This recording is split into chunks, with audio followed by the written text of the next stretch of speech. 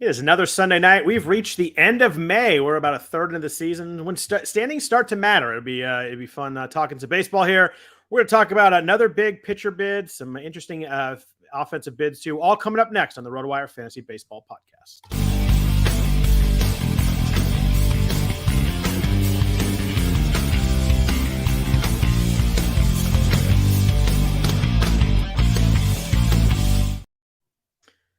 Happy Sunday evening, everybody. Welcome to the RotoWire Fantasy Baseball Podcast, sponsored by Rival Fantasy. We appreciate and thank them for that. If you could please rate and review the podcast if you enjoy listening to us all year, that would be fantastic. Also, I am Scott Jenstad, joined as always on Sunday night by Jeff Erickson. Jeff, we're 2 months of the season. Everything's starting to matter, and standings matter a little bit, players matter a little bit, rosters matter a little bit more. How are you doing tonight?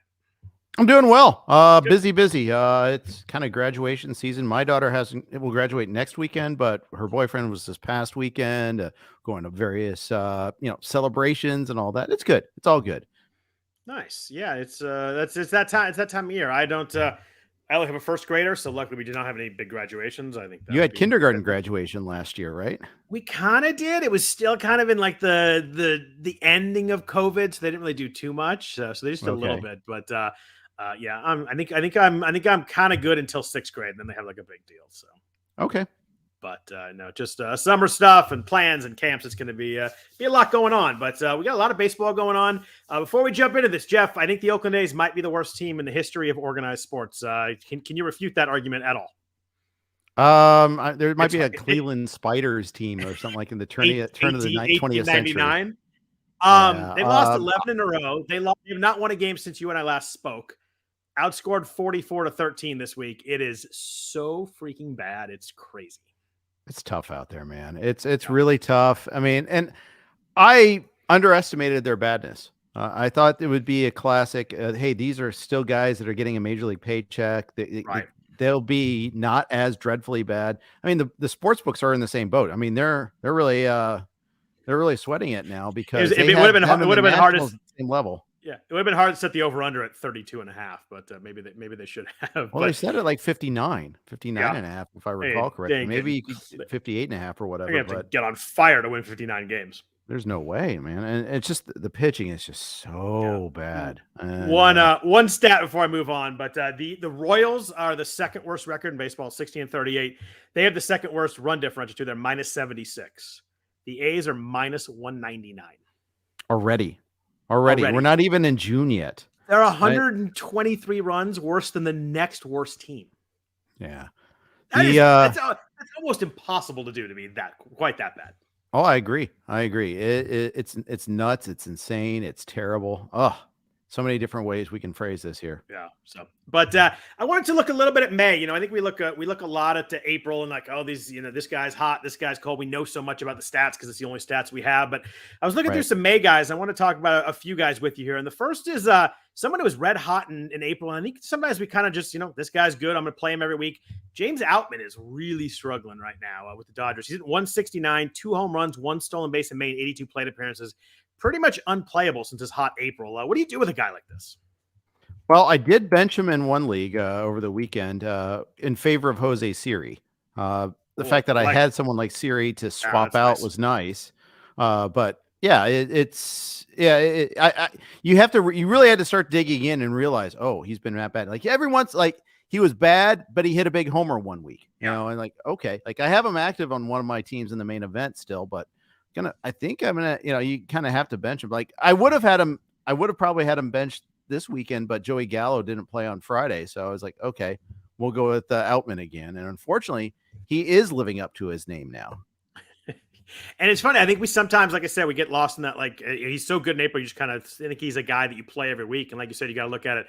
Jose Siri has been good, by the way. You mentioned him, 9 home runs, 4 stolen bases, really a ton of hard contact. He strikes out too much, but for where he was drafted, Siri's been a really good find for people. It's so funny. The bottom of the Rays order is ridiculous. Yeah. Luke Raley sometimes bats 8th. Yep. He has 10 homers and like 7 stolen bases. And he's a platoon player, so it's frustrating. Yeah, it's a bunch too, but yeah. The nice thing with Siri is he kind of escapes that the Margot, Harold Maris, Rayleigh platoon just because he's so damn good on defense that they play him a ton in center field. So he kind of escaped. I mean, he sits every once in a while, but he kind of escapes that, Ray's platoon stuff just because the defense is so good. Yeah, that's right. And the thing is, he's got to stay healthy. He's always been a guy that's been gets hurt a lot. So, even this year he's been hurt a little bit here and there. At one point he was getting benched. He still strikes out a ton. That's the one thing about Jose Siri that you kind of have to be a little cautious about. I'm pulling up the exact numbers, but he's at 29%. Yeah, and last year, oh my goodness, it was 30. just not just the percentage, but also Jose Siri last year, I think he was 20 to 108. Christian Bethencourt had a similar ratio. They have a bunch of guys like that, and they go to Tampa and they just start to hit. Yeah, Temple. Yeah, it's Devil Magic there apparently, but yeah, I mean, Bethencourt is a terrible defender still at behind the plate. Saturday's game was really rough for him. I think to the point where he got replaced late in the game. But the problem is Mejia is not exactly a great defender in his own right behind the plate. At least reputationally isn't. I haven't checked the numbers this year. Maybe he is better this year, but that's tiny little. If that's their weak point, and it's not even that weak of a point compared to, like, say, the Padres, where I mean it's a sinkhole at catcher. It's so bad at catcher, and the Padres have other issues too, but really bad. You look at the bottom part of their lineup, and it's like, how does a team that spends this much money still have such obvious weaknesses? Yeah, it's funny. You mentioned Bethencourt, 50% hard hit rate, 14.5% barrel rate. That's pretty wild. He really does hit the ball hard, but I mean, it just you're right, the defense. But he's been good too. He's got 7 home runs. You took him in the in the 20s as your catcher 2 or even your catcher 1. He's worked out really well. But I want to talk about some guys who are hot in May. Jorge Soler, top of this list, leads MLB in home runs and RBI in May. He has 12 home runs, 25 RBI.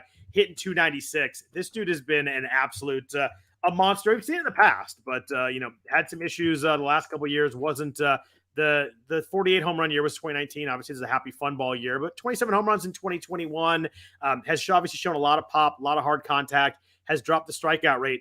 He looks really good. He was a late pick too. Another guy that's cashed in big. Yeah, he has big time, and he's just healthy now. I don't really trust him at home as much.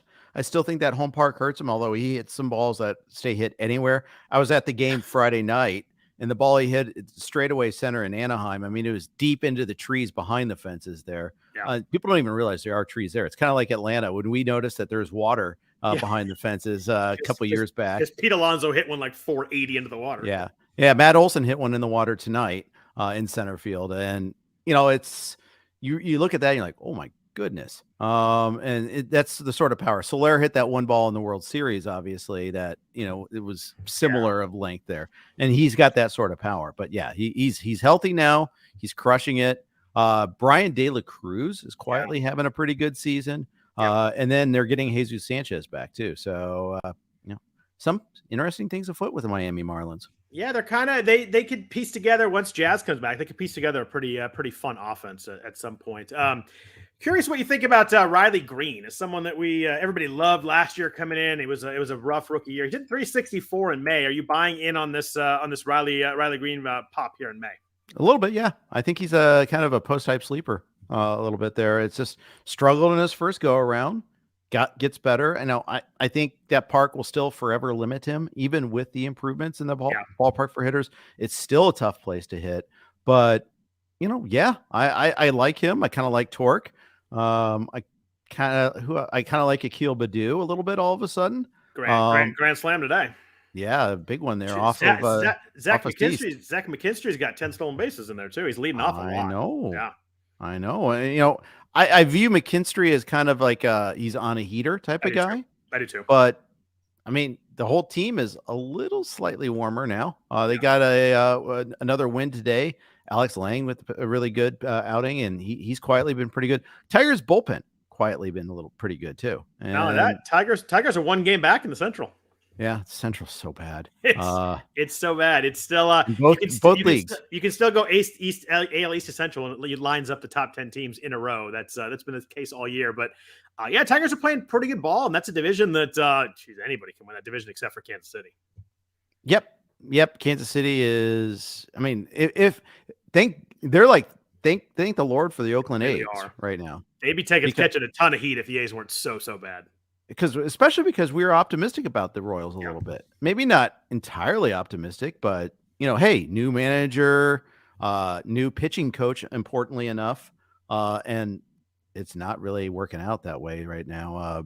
Pitching especially, it's just really rough look right now for this Royals pitching staff. It's funny, you look in that division, of course, we talk about the A's with their minus 199. You assume they had the least run score. The A's have the second least run scores in baseball. Cleveland is the least amount of runs in the entire American League, 178 runs. Their pitching's been good. They've allowed 216 runs, which is like top 5 in the AL, but that offense has struggled pretty badly. Yeah, it has. Ramirez had a big hit today, but he hasn't had a ton of power. They have no power on the team. Josh Bell has been a colossal. I would say bust. Yeah. When Stephen Kwan's hit, Stephen Kwan, I don't want to pin everything on him, but he needs to hit 290 to have value. He's not hitting 290. He's not going to hit you and he's not sprinkling any sort of like extra base hits. You don't expect home runs, but you expect maybe some more doubles and triples. He's not even really doing that. Let's see. Jimenez has been pretty disappointing this year. I almost called him D'Angelo Jimenez. That and a throwback there, but was that like Reds second baseman? Reds, Padres, yeah, a lot of teams, and he ended up on a lot of teams. The whole team. I mean, there's one. You look up and down that lineup, and it's a whole just palette full of disappointments. They have 2 guys that have more than 3 home runs. I just clicked on their stats to see, and that's wild. Josh Naylor has 7. Jose Ramirez has 6. I mean, I was just going to say one of them didn't even start today because there was a lefty on the mound. Jimenez is 225 with 3 home runs. He has 9. Oh my God. Andres Jimenez has 9 RBIs on the season. Yeah. And he has 173 at bats. That's almost impossible. Like you think, and a team like that, groundouts for RBIs or something. Yeah. And I like a pitcher's duel like anybody else, but that's just a boring team. Yeah, it is. I like it. Good thing they're putting him at 6:10 every day, so they get that game over with sooner than everybody else. Yeah, if J-Ram's not up, I kind of just flip on to a different game on the Grid channel. He did have a big hit today against Ryan Helsley, who's quietly struggling a little bit. Had a 2 RBI knock to walk off with 2 outs. It was a pretty big hit. Cleveland needed badly. Yep. A big time needed that. And as Hunter Gaddis was good for 4 innings and then gave up 3 homers in 1 inning. Yeah. He's going to be out of the rotation soon. Savali's coming back this week, McKenzie the week after. So, he's not long for this rotation. The question is, who else moves out of the rotation to make room for both pitchers? It really should be by merit. It should be Quantrill, but we'll see if they keep both Logan Allen and Bybee in there. I mean, Bybee's got to stay, right? Of course really he does. Good. But yeah. I mean, yeah, that's a good call. It's got to be, if it's not Quantrill, it's got to be Logan Allen. Those are the only 2 real choices. I don't think Bybee's moving out. Obviously, Bieber's not moving out. Savali's moving in, and McKenzie's moving in. You're right. That gets crowded pretty quickly there. It does, and they've already got rid of the worst pitcher in their rotation. So there you go. Now they have to try to figure out something else. To mention James Outman as someone who's been struggling. A guy who was April hero, Jorge Mateo, had a huge April, at least fantasy-wise, has been brutal in May. Hitting 111. OBP is 156. His slugging is 125 in May. No home runs. He's single digits in both runs and RBIs in the month. At some point, I know he's a good defender, but this dude has to lose his job at some point, right? He's got to lose at bats. I mean, yeah, probably. It's because I traded for him in labor. It's my fault. Sorry, guys. Who'd you trade for him? Giolito. But I chose to trade Giolito instead of Luzardo in that deal. That was the league where I lost both O'Neill Cruz and Corey Seager within 2 days of each other. So I had to do something. That was the best available thing. At least Seager's back, but man, that's tough in a league, right? Yeah, but now I mean the thing is, he still runs a little bit whenever he's in there, and the thing is, like, it got me through for at least a couple of weeks because the first couple of the weeks when I traded for him, he was fine. It was just this last month it's been really bad. Yeah, I mean, he's still got 15 stolen bases, so he's still fantasy wise. He's got 6 home runs. It's just crazy how all of those stats are in April. Yeah. Pitching wise, I'm curious your thoughts on Justin Verlander. Obviously, he just came back. He's only pitched in May, but he's made 5 starts in May. The 2 of the last 3, he gave up 6 runs. K rate's at 18% right now. Are you concerned at all, or is this like he's ramping up? He's kind of getting going, but it's been a rough start to the season through 30 innings. I mean, I think it's a little both. I think I am a little concerned, but I also think it is ramping up too. I mean, it makes you wonder, did he come back too soon? Is he not quite at full capacity? Is not quite at full capacity Verlander better than what they were rolling out? Probably. Last start was in Coors, so take that for the appropriate, a grain of salt as well. But yeah, I mean, you have to be concerned. This is not the guy you're thinking you were going to get. But the thing is, he's had 2 starts where he had like a rough first inning and then went like 6 innings without allowing another hit. So he's had his brilliance in there too, which is another reason why I'm probably not super duper concerned. Does draw the Blue Jays in this next start. At least it's in Taxpayer Field instead of Toronto. But then at Atlanta after that. So these next 2 starts won't be easy. He misses Pittsburgh. He misses the Phillies. Is Citi Field the only field you refer to as Taxpayer? Or do you have like 12 or so that you refer to that? There's an old joke Listen I always used to refer to. I think it's more because he was like dismissive of the Mets and all that because as a Yankees fan. But I also think it's because of the ownership connections to the Madoff scandal. Oh, I guess that kind of ties in there. I was going to say, I look forward to what we get to call the potentially, maybe, who knows, Las Vegas field, because I'll have some good names for that one too. Yeah, and didn't Citibank also get a bailout too? I imagine so at that point. And so double joke there. Yeah, with Verlander, I'm pretty sure he'll be fine. I mean, he's Justin Verlander. He usually is, but he's 40. And the K rate is down almost 10%. It's 9%. I know it's only 5 starts. I'm not freaking out yet, but I'd like to see that jump up pretty quick here in the next few starts. Yeah, I do too. We'll watch that for sure. He may. I mean, the fact is, last year was a miracle. I think we were so spoiled with it. Yeah, but he's away from the Astros too. Maybe it does rate if somehow the Astros are still masters at run prevention despite losing 3 starters and Verlander. That's pretty crazy, by the way, that they're still like the best pitching staff in baseball despite all that attrition.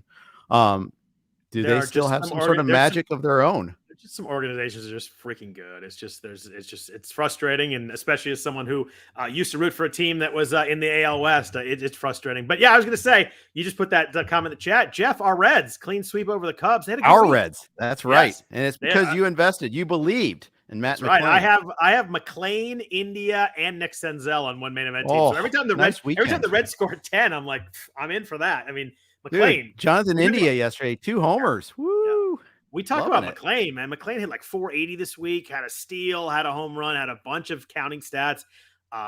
It's only been a week, or a week and a half, I guess. But man, he looks good at the plate. He has some good at bats too. I'm starting to really like our boy Matt McClain here. Yeah, and he's the first of many to come up. But the question is, what position is he ultimately going to play? But he had 2 homers this week, I think. And he's batting second. You got to love it. Yeah, he had the one that went off. I forget whose glove it was, but someone popped it over the fence. And I was like, thank you. I love that. Yeah. Before we move on to week 10 and talking about some FAAB, a couple pitchers who have been awesome in May. I want to get your thoughts on them real quick. Michael Wacha, 32 innings in May, a 0.84 ERA after a pretty rough start to the season. And John Gray has been really, really good. 4-0 in his 5 starts in May, 1.95 ERA, 23% K rate, 4.8% walk rate. Do you think we're finally getting the John Gray we wanted for many years?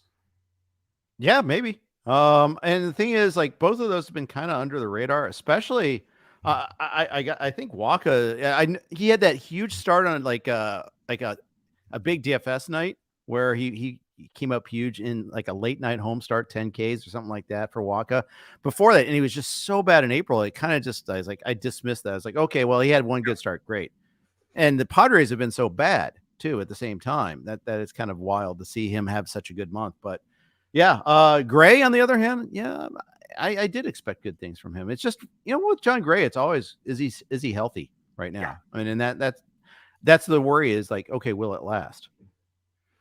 Yeah, I agree too. I like Gray also. I think the Rangers are a really fun team to watch. We talked about them a bunch last week, just based on they passed the Rays in run differential, so we're just kind of noting that. But still hanging in there, 2 games ahead of the Astros. The Astros were 8-2 last 10. Rangers are 7-3. They just need to get DeGrom back, and he's throwing side sessions, but he hasn't thrown more than 32 pitches in any of them. I still think we're a ways away from that. It doesn't really seem like he's progressing, but not especially rapidly. Yeah, I think you're right that they're just. And the thing is, they have the luxury with the extra wild cards. I mean, take your time with DeGrom. You're already in a good position. You're doing well. Them and Texas and the Orioles were the battle of the second and third best records in baseball this weekend. Just better than the Dodgers even. So just a reminder that how well the Rangers are playing. The Astros are right on their heels is their problem for the division. But as we saw last year, you'd rather play a less series. You'd rather have home field, but it's not. It's nice. It's not necessary though. Yeah, agreed there. Let's jump into week 10. We've got 7 game teams. We got Arizona, Colorado, Boston, Tampa, Houston, the Angels, Minnesota, and Cleveland. We do have a weird 2 teams have a weird schedule this week. The Cardinals and the Royals play 5 games. They don't play Wednesday and Thursday. They have back-to-back off days, which I guess they play each other to start the week, so then they don't start the series till Friday. But can't remember the last time I saw a double. I always use the RotoWire, pitching probables to look at this, and you don't see the double blank very often. No, I think I've seen it like one time in the last 10 years. I'm with you. That Zola and I were talking about on today's show on Sirius XM, that we think it's because of the holiday on Monday. They wanted to have that game on Memorial Day.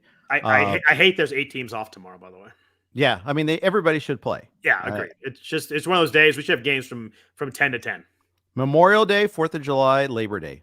Yep. All 3 of those days should be a full schedule. Yep. I'd throw the first real opening day in there too. But yeah, those 4 days we should have games starting at 10 and we should have games ending at 10. It really I know making the schedules impossible in stadiums and schedule and all that, but and especially with the balanced schedule this year too, and it's a new challenge. One of those days we just should have games all day and be able to flip it on and watch. There are day games, so people set lineups. The Guardians and Orioles play at 10. The Rangers and Tigers play at 10. There's a bunch of this is 10 West Coast time, right? Well, it's the only time zone that matters. West Coast time. Yeah. A couple games at 11 West Coast time and a couple games at 1. So there's pretty much games all day. It's just not as many as we'd like. But yeah, if you're setting lineups, you have to get up early if you're on the West Coast. At least there's no darn Peacock game at 8:35 local time. I looked at that game and it was 10 to 10 by the time I looked at it this morning. I was like, what the heck is going on? I looked at someone sent me, I think it was Matt Modica, sent me Gavin Stone's line. I was like, he's gonna have 7 runs already. It's like 9:15 in the morning. And got a no decision. That's the amazing thing. Yeah, poor Josh Fleming hung out to dry. He for 6 innings in that game. I could not believe he was still in the 6th inning. Although he threw like 90 pitches. Yeah. It was just they were all hit hard. He was gave up 5 homers. He was very efficient in giving up his runs. He was very quick about it. I saw in like the 7th inning, Jason Collette of RotoWire tweeted there were 20 balls over 100 miles an hour exit velo in the game as the 7th inning, which is pretty wild. Tough break if you bet he teased the under up to 20.5. Still lost. Yeah, well, at least you were done early on anyway. You could go get some brunch or something. Yeah, for sure. Although, have you plunked down for Peacock yet? By the way, I think I have Peacock. I forget why. I'm trying to remember why I have it. I think there was something on there that I watched. I did not watch the game this morning though, but I forget what it was. It's probably something my wife wanted to watch. I don't remember. I think we do have it. I have paid for HBO Max, and it's just Max now. Excuse me, but by the way, and it's because of Succession. I'm not there yet. I'm trying to stay off Twitter. I quit Twitter at 5:00 today, which was tough because I was doing FAAB and all that. But I pretty much quit Twitter at 5. Yeah, but how long are you gonna have to quit to avoid spoilers? Are you gonna watch it tonight? I'm gonna end the podcast with you, post this, and go watch it. So we're in season 3, episode 3.4 or 3.5. We started watching it like 3 weeks ago, so we're blazing through it as best we can. But do you like it? Not gonna make it in time. Oh, of course, I love it. It's phenomenal. It's funny. I first heard about it from Dalton Del Don and Chris List doing their podcast, and Dalton had his #1 show of that year. And I've even heard of it. I'm like, I better check it out. And I was hooked from then on. So I read like that early on call right there. We were watching Billions, and I'd read reviews of it, and people in the comments were saying Succession's much better than Billions. Like constantly, people saying that. I'm like, I liked Billions early on, and then I think I quit at some point. Yeah, I have not quit it. I took a while to come back to it though. Once Axe left, I'm like, yeah. But although he's supposedly coming back for another season, so we'll see. Yeah, I think I might be out anyway. Good offensive schedule this week. Arizona has a good week. They have 7 games against Colorado, or 7 games and 4 against Colorado, 3 against Atlanta. The Braves have a nice schedule. They only play 6, but 3 at Oakland, 3 at Arizona is a really good setup. They're going to just the A's finish with Houston. They roll right into Atlanta like that. It's going to be awful. It's not going to be good there. If you have any Braves, or you think of any Braves you can think of I would start them all this week. Colorado has a good week. They're on the road, but 4 at Arizona, 3 at Kansas City. Really nice pitching matchups there for the Rockies. Yeah, absolutely. Although Arizona, maybe not as much. I mean, they do get Gallen, and then they get Zach Davies, Ryan Nelson, and Henry.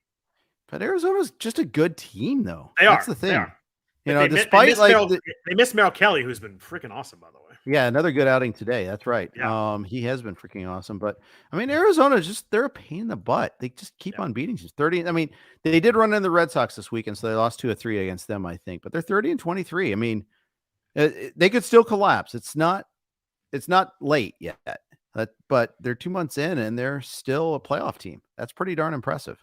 They're one of those West Coast teams too, and there's only like 3 games left. I find myself watching a lot more of them than I thought I would when the year started.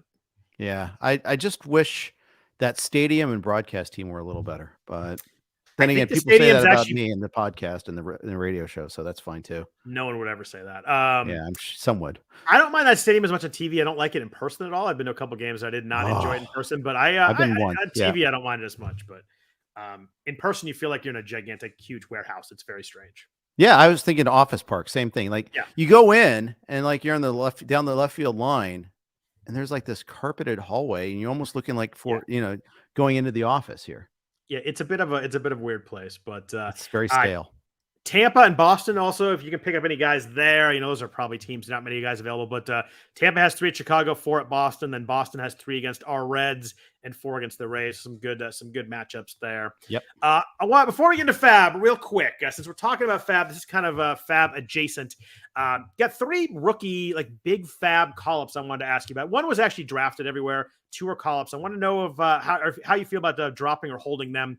The first is Grayson Rodriguez in Baltimore. He was obviously drafted everywhere, especially once it sounded like he was going to make the opening day roster. Brutal start to the year. 7.35 ERA, 1.7 whip, a ton of walks, a ton of home runs. He got a little bit unlucky. The BABIP's high, the strand rate's low, but he got sent down to AAA this week. What are you doing in I'm asking a 12 and a 15. Obviously, people have played different size leagues. Are you holding Grayson Rodriguez while he's in AAA? No. I'm dropping in both mix, and almost any mixed format I'm dropping. I just haven't seen the signs. I mean, he had a couple of starts which are pretty good, but even in his best starts, like the command hasn't been great. I've been AL only tout wars. I'm holding on to him, and I've been having him active, and that's been fun. Hasn't helped your ratios. No, it has not.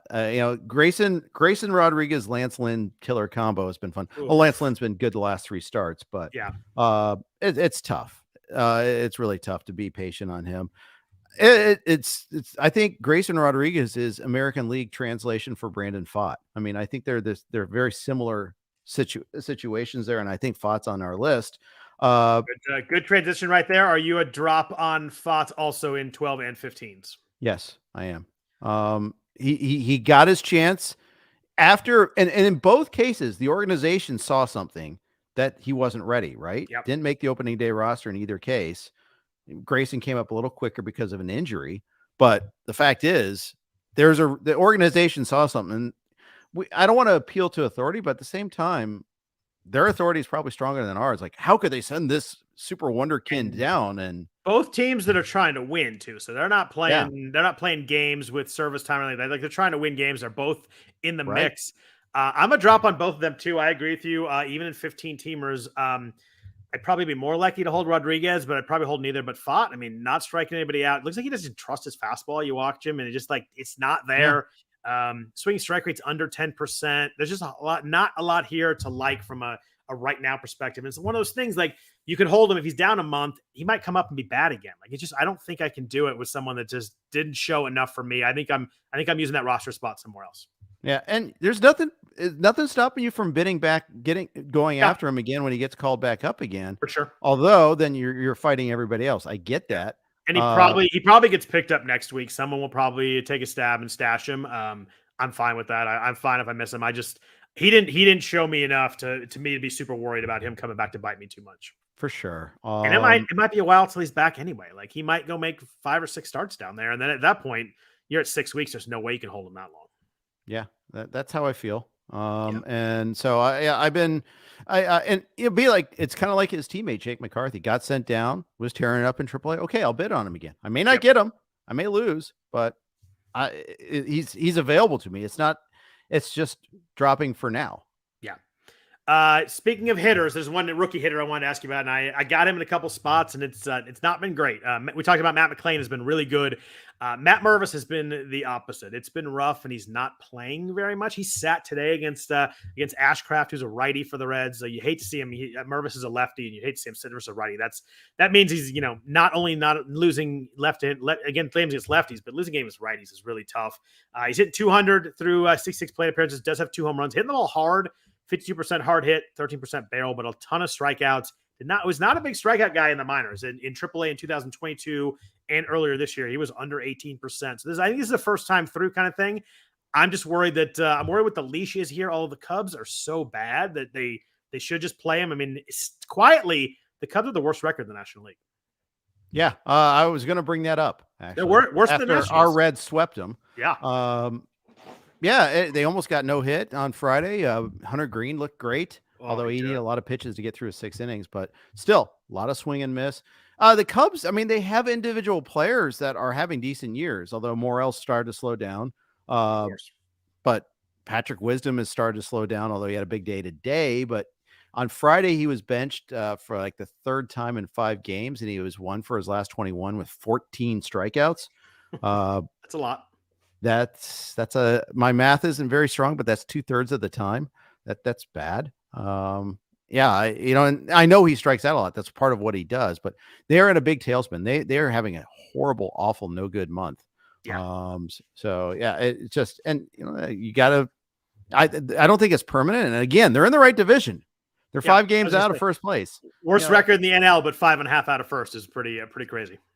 Yeah, it is. And it just shows like why there's still hope for the Cardinals, why there's still hope for the Cubs. I mean, even our Reds have a hope. And they have tons of prospects still, but I think they'll fade pretty fast once they play tougher competition again.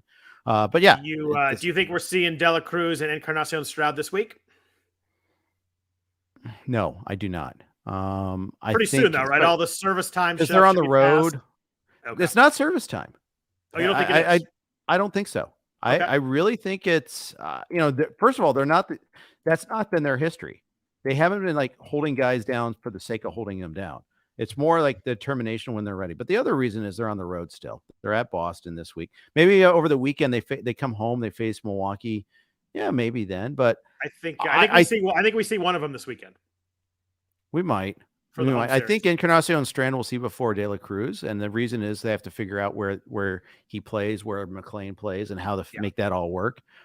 Spencer Strider has been playing. I mean, Spencer Steer. Strider's been pitching well too, but Spencer Steer has been playing really well lately, and they can't really take him out of the lineup right now. They can't justify that. No, I agree with you. It's a good problem to have. Although every tweet with Ellie De La Cruz is hitting a ball like 460 is. I know he's a fun Twitter player to say the least. Yes, he is, and I will be ecstatic. I'll be over it, and maybe prove me wrong tomorrow, and that's fine. I'll bid on him. I picked him up in Yahoo Friends and Family a week ago, so I saw. I noticed. I went to look, and you had him and somebody. There was somebody else I looked at today that you had. That's who it was. Yeah. Yep. Royce Lewis is getting the call, by the way. Yeah. We're going to talk about him in 1 second, but I will not spoil any more then. Just to answer the question on Mervis, I'm a hold in 15. I'm a drop in 12s. That's fair. I think that'd be the same. I think I'm going to give it a couple more weeks. The fact that I spent a lot of FAAB money on him shouldn't, impact it too much, but it does for me a little bit. I bet it for a reason. He's obviously a big prospect, and I think it's a first time through strikeout thing. I have to think it turns around pretty quick. I'm going to give him a couple more weeks and figure it out there. Before we do jump into FAAB, one trade question in the chat, Jeff. Which side do you like? Josh Young and Luis Robert, or Yordan Alvarez and Lucas Giolito? That's a strange one. That's not hard. I think I like Alvarez. I'm taking the Alvarez side too. I kind of poo-pooed Josh Young last week. He's been awesome. I was wrong in that one. I was comparing him to Morel as not a great challenge trade, but Luis Roberts great. I'm taking Alvarez. I almost always like in the best player in that deal, and I think I take Alvarez there. And Giolito's been fine since after a bumpy start to a season. I know he struggled a little bit again this week against the Tigers, but I still like Giolito long term. Yeah, I think that's good too. Yeah, someone mentioned in the chat that Matt Mervis sat against Ashcraft today. I did see that, noted that. Him getting set down, which noted here, is probably not impossible. So obviously, if that happens, that probably changes my drop situation. But I'm still a hold for right now. But let's jump into this week's FAAB. But first, a note from our sponsors at Rival Fantasy. A new Major League Baseball season means it's time for a new kind of daily fantasy baseball. Rival Fantasy is the fantasy platform reinventing the way daily and weekly games are played, and they brought new games to the ballpark this year that fantasy players won't find anywhere else. Rival Fantasy games includes fantasy bingo, head-to-head player challenges, and fantasy book, where users can select over-unders for 2 to 5 players. With games like this, daily fantasy has never been better. Right now, RotoWire listeners can get a $50 protected first play. That means if you win your first play, or if you win your first play, you keep your winnings. But if you lose your first entry, Rival Fantasy will fully refund you up to $50. Go to play.rivalfantasy.com/signup. Use code RotoWireMLB at signup. Deposit a minimum of $25 to get your first entry in Rival protected up to $50. Now it's time to step up to the plate, become a Rival today. Welcome to the arena. So Jeff, the big FAAB guy today was Dodgers pitcher Bobby Miller. He pitched earlier in the week, but was not available in most NFBC leagues. Obviously, most leagues we could pick anybody up. He's been gone for the whole week. But in leagues where you couldn't pick someone up, or your FAAB runs Sunday, Bobby Miller was the big pickup.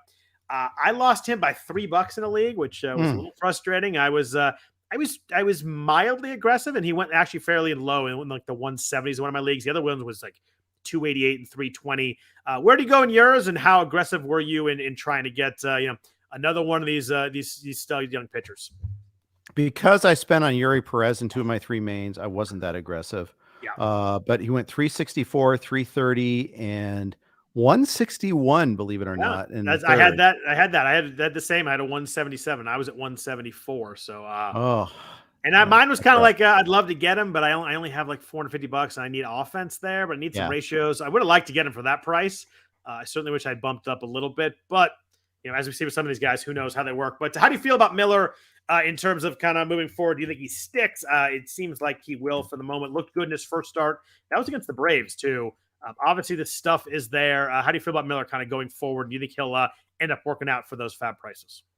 I don't like him as much as Perez. I don't like him as much as Tanner Bybee. But I mean, he was impressive in his first start against the Braves. Yeah. I don't know how often you're going to win going 5 innings, and I think that's going to happen a lot. But helps he's on the Dodgers, I suppose. Yes, it does. It helps that Gavin Stone sunk like a rock. So he's but they're going to bring back who's the other kid? Grove is going to pitch next week. So and replace Stone. Urias is not far off. It sounds like probably not this weekend. They play the Yankees this weekend. I mean, that's going to be a fun series at Dodger Stadium, by the way. They did kind of slightly delay him, though. He did a lot of throwing on flat ground, but didn't throw off a mound yesterday. He was supposed to, and they said it's a little bit setback. So I think he was kind of hoping for this weekend. Maybe we're talking next week. But you're right. That's a little weird, like what's going on there. But someone has to come out. I would think Miller would stick over Grove when Urias is back, or maybe I don't think they take Syndergaard out, although that might be the correct answer.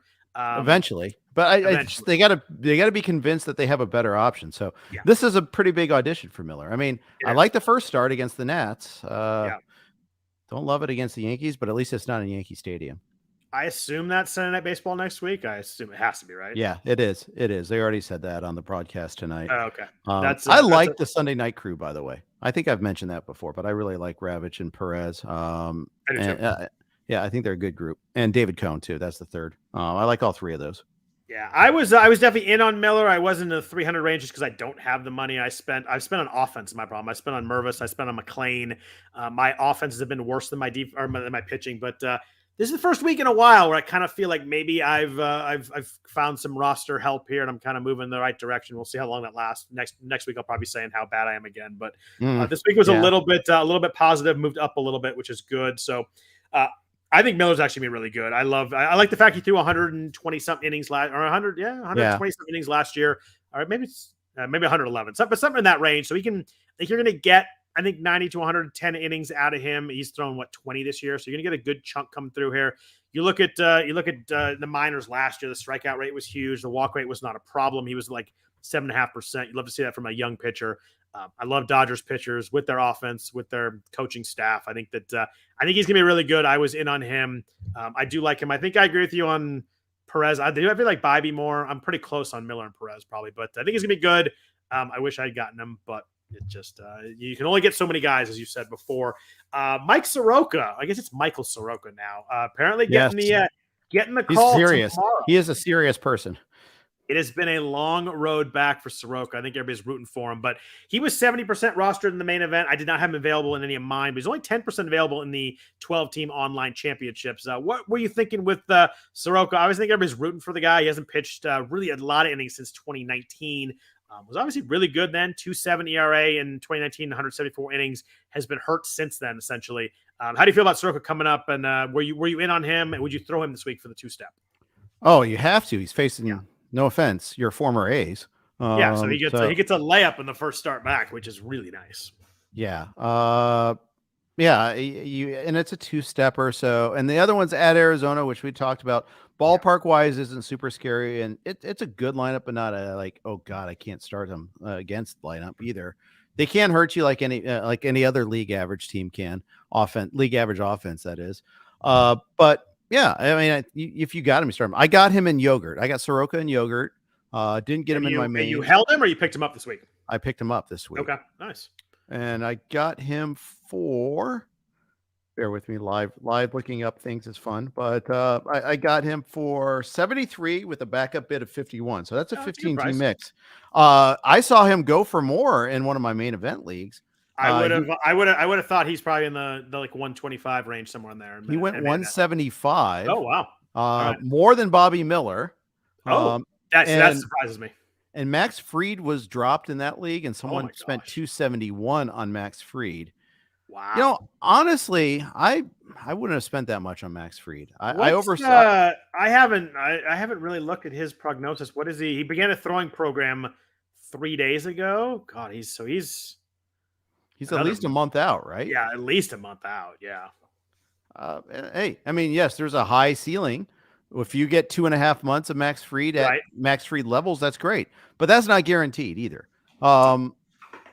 Yeah, I don't know. I would have done a keep him honest bid had I noticed him available and had the roster spot. But you know how we talk about stashing. In-season stashing is just as tough. It is. And that's you're hoping for July 1st. Yeah, exactly. That's the hope. That's an interesting drop, though. That's we're getting to the point of the year where it is dropping. It's funny you mentioned yogurt. I did get Bobby Miller in yogurt for 192. So hopefully where's that there? I have a really good offense there. My pitching is DeGrom, Carlos Rodon, and someone else that's been hurt all year. I forget who it is, but I've pretty much been playing with 9 healthy pitchers all year. So it'd be good to get some fresh pitching blood there. So I still have Scarf remaining, which is also in the FBC. You gotta always drop 9 minutes. Yeah, nice. I have 585 left there. That's actually the most in my league. The bidding has been pretty aggressive in this league. How's your pitching? It's pretty good. It's okay. I'm like 3rd place in the league. So I might go big. 242. I'm thinking about that. It's late enough that the fellow Scarfians probably aren't listening to this. They're frantically fitting their bids in. They're probably not even listening. I don't think they listen. If someone bids 243, you know that someone's listening. Yeah. So go 244. Yeah, I just did. You know what? Yeah, I got to go higher now. Now you got to get 246. They're listening to that. Yeah. Yep. Mental gymnastics here. I'm going to ask you in 10 minutes, if assuming we're still on what he went for. But anything else you did with starting pitching? I found after Miller and Soroka, it was kind of a couple. There were some 2 starts. Ryan Nelson has a 2 starts with Arizona. Ben Lively with our Reds has 2 starts, but the first one's at Boston. I couldn't do Ben Lively. I just couldn't. He's looked really good as first starts, but at Boston, I know, scary. It's a tough ask, and there's a lot of history there, and then there's including his AAA this year, which wasn't very good. That makes me skeptical at best. I got Griffin Canning in a main event league. Are you good? I looked at him. He has one really tough start, right? If I forget what it was. He just shut down the Red Sox this past week. He did. He pitched really well. He's at the White Sox. Then at Houston, the second start. Yeah. So, but you know what? At the White Sox has been very good lately. That didn't scare me. And then I scrolled over and saw at Houston, and I was, I admit I got a little freaked out with that one. But honestly, I mean, I know they hit 7 homers today. So, but does that really even count? They don't count. I mean, everybody hits their turn hitting against the Jose A's. No Abreu hit a offense. home run today. They don't count. You saw the highlight of that, did you? Yeah, Where he ran around the bases and slid at the dugout too. It was so and dumb. then they threw at him the next at bat. Yeah. Which is, by the way, also dumb. Yes, it's hella dumb. Yes. It's good. If you don't like it, don't give up a homer. Good Bay Area reference right there. It's funny that Abreu's first home run was 360 feet and just over the leaping outfielder. It was pretty funny. Yes, exactly. I thought nice day. I thought his reaction was kind of cheesy too, though. But you know what? I understand. He is frustrated as all hell. I'm sure. Yeah. So the other guy I was kind of interested in was Sean Manaea, by the way. Sorry to interrupt. So is he? Do you think he's throwing Tuesday? Because I looked at this too. Yeah. He's been really good in kind of his bulk innings the last couple times out. I just don't know how stretched out he is. But if he's home against Pittsburgh on Tuesday, which is kind of what people are guessing, that's a pretty good start if he can go 5, because he looked really good last couple times. Thinking. Yeah, that's exactly what I was thinking. I'm sort of half in on Ryan Nelson in Arizona. I like the first start. The second start's Atlanta, which scares the heck out of me. But you look at his last 2 starts, 11 1/3, 1 earned run, 10 strikeouts. He had the 4 walks in one of those starts, but no walks against the Phillies. He only gave 3 hits in that game.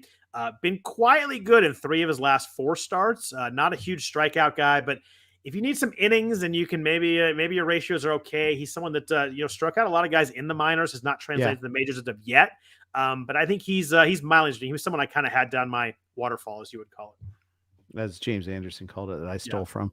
Jaime Barria is in the same boat. Yeah, I listed Nelson and Barria as both guys. He threw in relief today or yesterday, though, right? Yeah, so it's kind of like, I mean, the Angels are always confusing with that last spot. Yeah, and then I guess he can just throw it as I guess throw day, and then he could pitch against the White Sox later. But I just didn't know how that was going to work. What about relievers? I found this to be an impossible week with relievers. Didn't really do much. Was there anybody you were speculating on with relievers? Like maybe Giovanni Gallegos in a 12-teamer. He's taken the most 15-teamers, but Helsley's had some hiccups here, and Gallegos I think has 6 saves. Justin Lawrence in Colorado's pitching pretty well, and Pierce Johnson has an ERA over 6. Nate Pearson kind of moving up the ladder in Toronto. He's like kind of setting up Romano now, but those are some names I was kind of speculating on. But there's not much relievers. If you're down in saves, it's not a good time to need them. Yeah, I didn't dabble in any of those. Pierce Johnson got the save yesterday, I think it was. He got a couple of saves this week, and then he also had the horrible blow up outing on Thursday where both he and Dylan Floro blew up. I had to make that roster choice between one of them, and they both blew up instead. So that was kind of fun.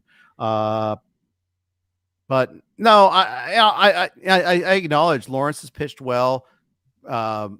Who they have 3 guys that have pitched pretty well in relief quietly. Pierce Johnson's whip is 1.8. Yeah, he walks a lot of pitchers. 1.8 is you ain't closing many games when you're putting 2 guys on an inning. That's tough to get around that. This is some Brad Lidge stuff right now in terms of holding on to the closer job despite being awful. Who was the guy in Sean Chacon, right? Had 30-something saves in the ERA over 6. Is that what it was? That what it was? Yep. Well, Lidge too with the Phillies under Charlie Manuel also had one of those years. I'm looking at Chacon. Wow, he had 35 saves in the ERA of 7.11. Yeah. His whip that year was 1.94. Yeah. That's pretty crazy, but 35 saves. Someone in the chat mentioned Yanier Cano. Yeah, he's been long gone in Baltimore. That dude's awesome. He gave up a couple runs this week finally. I think he has first walk of the season too, which is crazy. Drago bleeds. Yeah, no doubt. What about hitters? You mentioned Royce Lewis earlier, getting the call from Minnesota coming up tomorrow. Was not available in most NFBC leagues, which we talk about a lot, just because he hasn't played yet. If he had been dropped and picked up, then he could be added. But this is a guy that was a massive prospect, tore his ACL last season. What do you? A lot of what Royce is how his playing time looks this week. And now he plays this week, but he could be someone that we're getting some big bids on for next weekend. Yeah, we could. And you James mentioned Anderson, you picked him up in Yahoo. If he's available somewhere, I'd go grab him right now. James Anderson was on SiriusXM with us, and he's like, if there's one hitter that can make an impact this year, I'm all over Royce Lewis. Wow. So when James Anderson vouches, I listen. Yeah. Obviously, I think everybody who listens here probably knows James Anderson. He's the prospect guy at RotoWire, and he's really, really good. Yep, he is the E.F. Hutton of prospecting. Yeah, I mean, I think that's going to be a really fun one. I hope you're just blowing past that reference. You don't even go with that old school reference. I knew what the reference was. When people talk, he listens, but I assumed I was the only one because I'm old and I got it. But, yeah, exactly. It's gonna be a fun one. I mean, if we get either the Cincinnati guys called up and we get Royce Lewis, it could be a big FAAB offensive weekend this week. We could be not quite FAAB-palooza, but if we get a couple of those guys, we can have some big offensive bids next week. And we've had a lot of pitching so far, but this is gonna be a week for some big offensive prospects. So it should be if fun. Ellie De La Cruz gets the call in the next 2 weeks, someone in some league will bid over 500 for him. Yeah, if you have money left and he gets called up, you just do it, right? Like, it reminds me of it was many years ago when Carlos Correa got called up. It was kind of that one, like anybody had money, that was the week. You just might as well do it because you're not gonna be anybody else, and you just do it. I think that'll be very De La Cruz right there. Yeah, I might be that guy. I don't know. We'll see. Yeah, I imagine. Other players, you mentioned Jake McCarthy earlier, got the call back up this week. He was 62% rostered in the main event, 19% in the 12 teamers. Obviously, it was horrible when we started out the year. He was kind of their guy, one of their guys, and he was hitting middle of the order for a while. Then he kind of moved down, and then he got sent down. He's hit 147 so far in the year. BABIP's really low. He's not striking out a lot, which is a good sign, but not hitting anything hard. Didn't love him coming into the year just because he hasn't hit anything hard, but he's obviously a guy who has a ton of speed. He had 23 steals last year. If you need stolen bases, this was a guy you had to go after. Yep, absolutely. McCarthy is like you had to kind of control your illness impulse here, if you will, especially if you drafted and dropped him. Not be too proud to try to pick him back up, but I was in on him. I didn't get him though. I mean, other people bid more. Yeah. And the thing is, he's batting 8th right now. So, I mean, it's not a slam dunk by any stretch. Get a sit versus lefties. So he's going to be a platoon guy. And even against righties, like they just have a lot of guys there he's got to fight with playing time. It's not an easy full-time job. And he's got to hit pretty good to take that job back. Yeah, for sure. Because you got Carroll, who's obviously going to play every day. You got Pavin Smith is in there.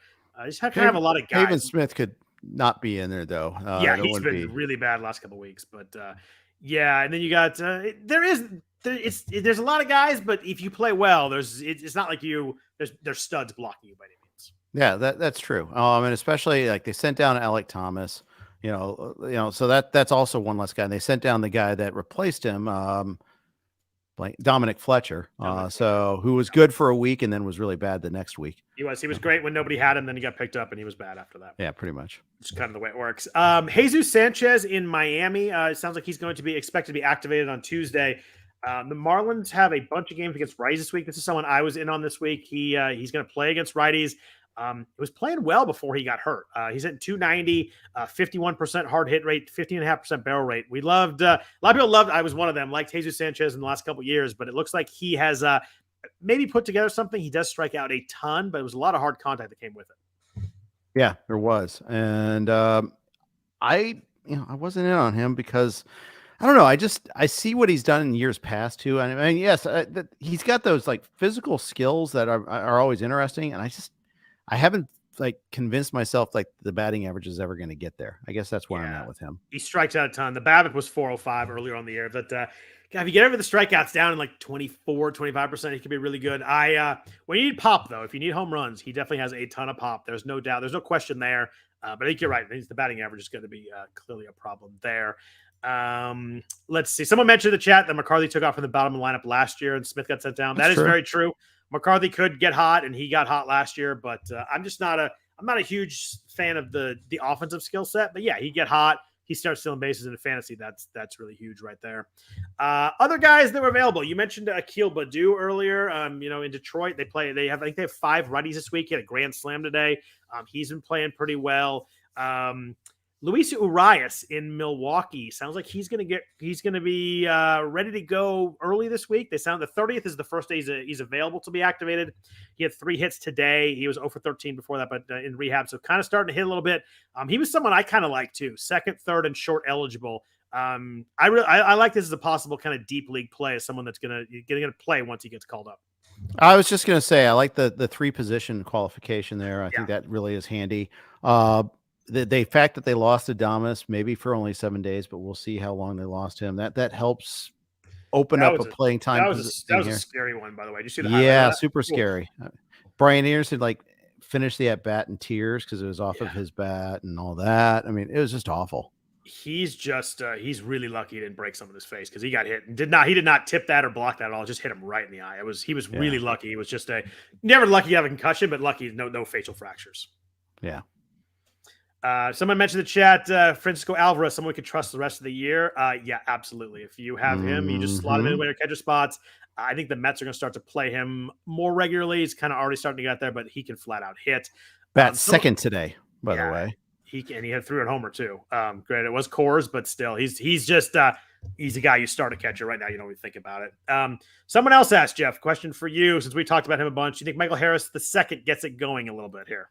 He actually homered yesterday. Had a stolen base today. I mean, there's some signs that he might be coming around a little bit. Made an incredible catch, Rob Schwarber, of a home run.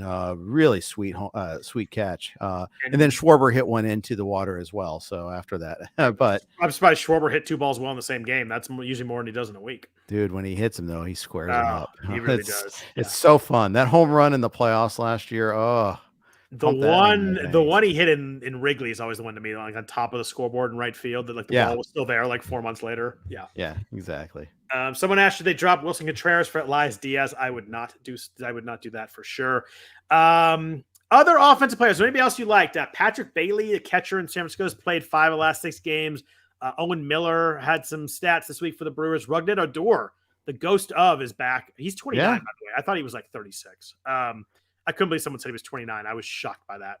He came up at like 18 or 19. Yeah. Remember, bought a horse or 2 after his contract. I like that his brother is also named Rougned. That always cracks me up.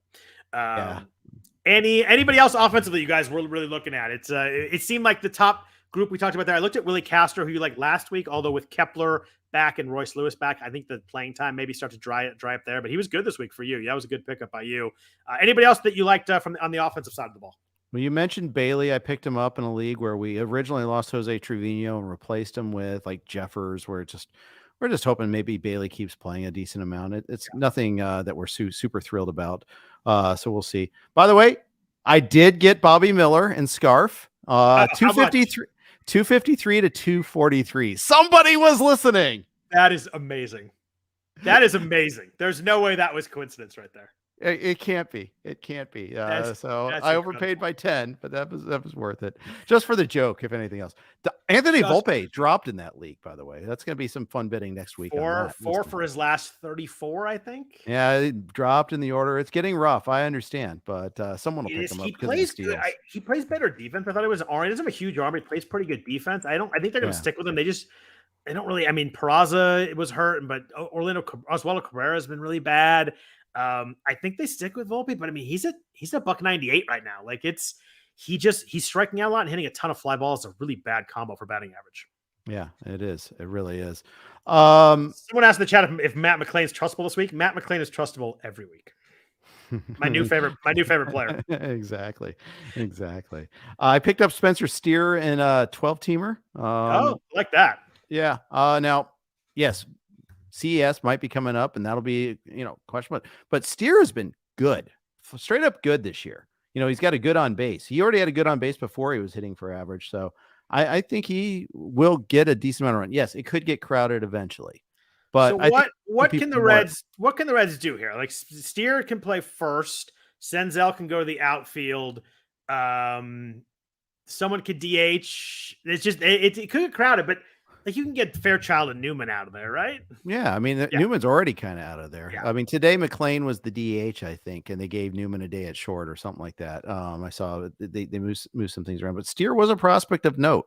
Yeah. So I mean, you got to figure, got to give him, unless he's like totally drowning, that you got to keep playing him. He's not pulling a Jose Barrero out there. He's actually hitting well. So yeah.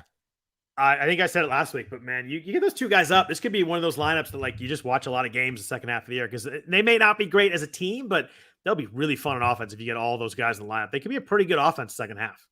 Yeah, and if not good, they'll be fun. They're going to hit like a collective second time around the league slump at some point in time. They'll take their lumps, but they're going to be They're going to be fun, and Louisville's still a fun team, and they're getting some pitchers too. Andrew Abbott's a fun pitcher too. So, We'll see. I mean, then one of those teams, they'll be on, and you'll flip on when they're up, and you'll want to watch a lot of those at bats, which is exactly which is really fun there. Good question. So we talked about guys who were struggling earlier. Someone asked in the chat, would you panic on Vinny Pasquantino yet? I don't have a whole lot of Vinny P, even though I like Vinny P. I like the idea of Vinny P. What's he doing lately? I'm not panicking here. His strikeout rate's really low. He's walking a lot. His hard hit rate's still pretty good. His BABIP's a little low at 263, but I mean, he's got 9 home runs, hit 260. I'm not panicking on him yet. I think he'll get a little bit better. I don't know if he's never going to run, so you never get that. But I think we're looking at good average with some pop. I'm certainly holding on him unless you're in the most shallow of leagues. Are they playing him more at DH and playing Prado at first? Is that the deal now? I wonder how that's affecting him. Pasquantino played first in 6 of the last 7. Oh, it's not even that bad. Okay. Before they had a bunch of DHs. So I think Prado's been sitting a little bit, but I mean he's hitting second every day. I'm not worried about Vinny. Their team's he's got an 808 OPS. What are you worried? What's wrong with him? He's got 20 going into today, 23 walks, 29 Ks. I love it. I'm not worried. I'm not worried either. I think I'm fully in there too. A few news and notes before we jump out of here. Eloy Jimenez returned on Sunday. Usually we have bad news in the news and notes. This is a good one. No, not much to say here except for put him in all your lineups and get him in, and he'll be good to go on Monday. Hopefully, and it was not even a injury thing. It was the appendectomy. But right. Two things. Get him in all lineups. Go ahead. Two things. Batted second today. Gotta nice. like that. Like that. And the other thing is he did his rehab at AA instead of AAA because he's sick and tired of Charlotte. He's had multiple injuries, and that's where exact quote from him. I don't know if sick and tired was a word, but he wanted a different venue. That's pretty funny. Remember when he was a prospect, they held him down a little longer at AAA Charlotte. He didn't get the call in September that one year. Instead, they held him to the next year for like service time and all that crap. I thought that was funny. He's like, I have bad memories. I want somewhere else. That's pretty amazing. Tough question of two guys we talked about earlier. Would you take Bobby Miller or Mike Soroka to stream this week?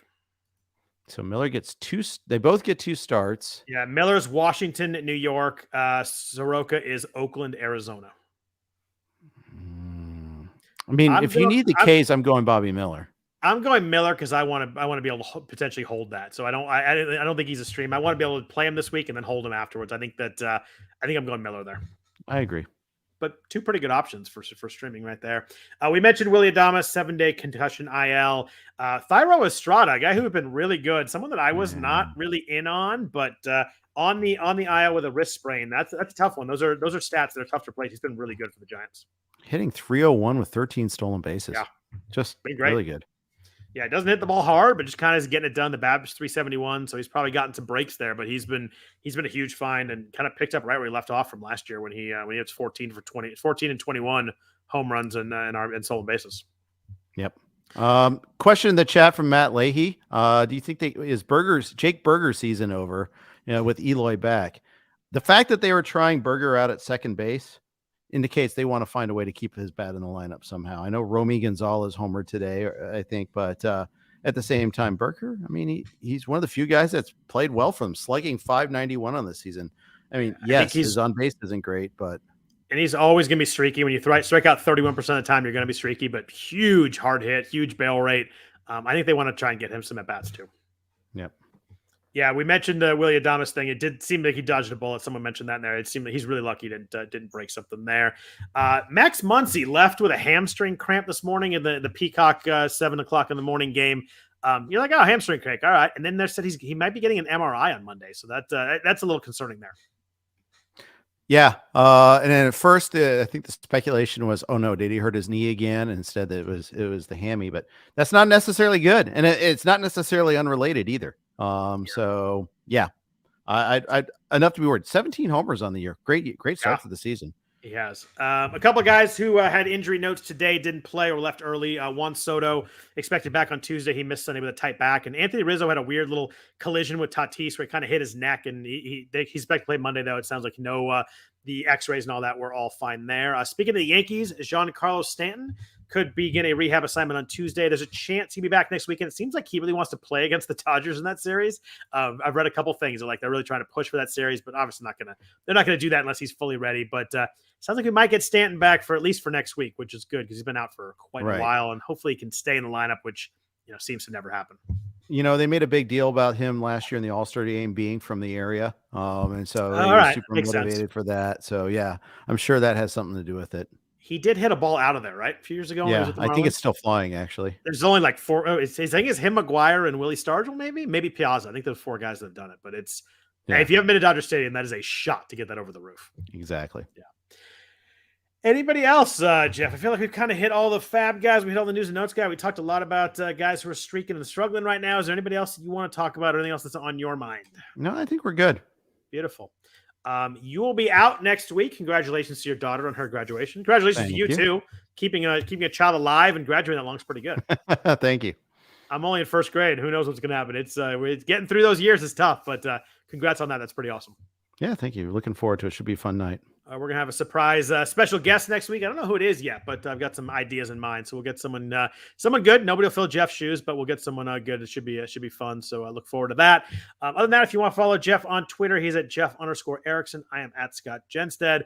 We thank Rival Fantasy for their sponsorship of the podcast. Really appreciate that. Other than that, if you can please rate or review the podcast, we do appreciate that also. Hope everybody has a good week and a good fantasy week. Hope your teams start moving up the top of the leaderboard here as we go along, get into the dog days of summer and baseball season. So this should be a lot of fun. I hope everybody has a good week and take care.